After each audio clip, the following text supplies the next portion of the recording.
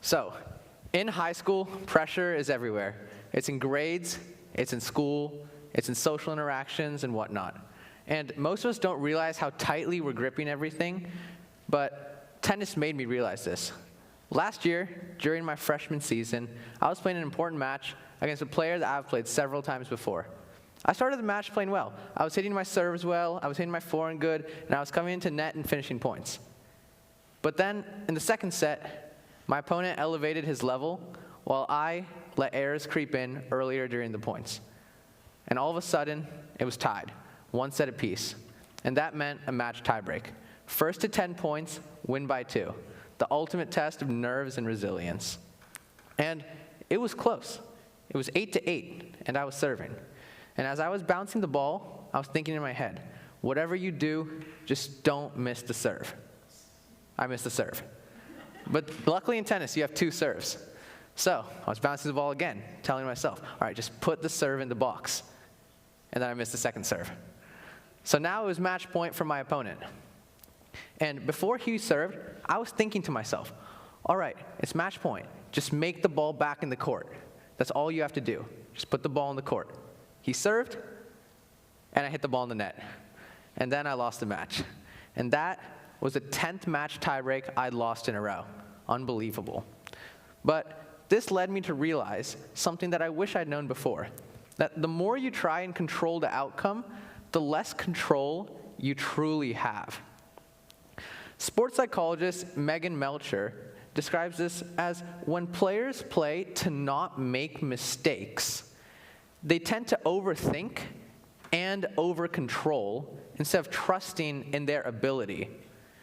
So after realizing this was my issue, I decided to do some digging. Next slide, please. So tennis legend Andre Agassi was asked during an interview how he deals with pressure so well. And he responded with, you can't control rankings, you can't control outcomes, and you can't control the future. But what you can control is your system, your effort, your preparation, and your attitude. And that resonated with me since it described my failures in match tiebreaks to a T.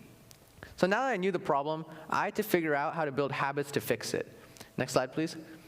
So after doing some research, next slide, please. After doing some research, I realized Ethan Quinn, an American tennis player, said after he misses a really easy shot that he should have made, he walks to the back of the fence, grabs his towel, and squeezes it really hard. And in doing this, he symbolizes letting go of the past and refocusing to commit to the next point. Next slide, please.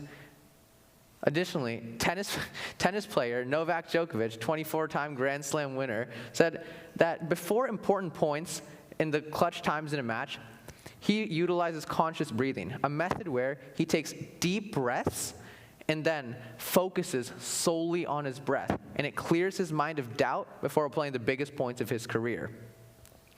So what I realized is using these strategies, I improved my record in match tiebreaks to 11-3 since then, a drastic change. But what was most important to this change was me changing my mentality. As Agassi had said, you can only control the controllables. You can only control your effort, your preparation, and your attitude. But that mentality doesn't just work for tennis or sports. It works for all aspects of life, especially high schoolers. In high school, people are faced with constant pressure in grades, in school, in social anxiety, in social interactions, and whatnot. But most of these stack up quietly until they feel overwhelming at some point. And our school system does us no favor either, because we're so forced to get good grades and just outcomes. It's so outcome-based. But in school, in class, people are so focused on just getting a good grade rather than learning because of the way that the system is designed. But honestly, to get a good grade, when you overthink so much about your grade, statistically you actually perform worse on tests than when you don't care about it as much. And it's definitely easier said than done, but it is the truth. And then to wrap it up, when you focus only on the grade, your mind enters like a panic mode.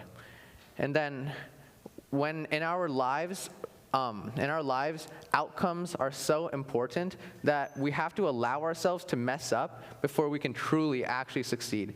So if I leave you with anything, let it be this. Immerse yourself in the present, in the process, not the result, and be kind to yourself because you don't have to be perfect to be great. Thank you.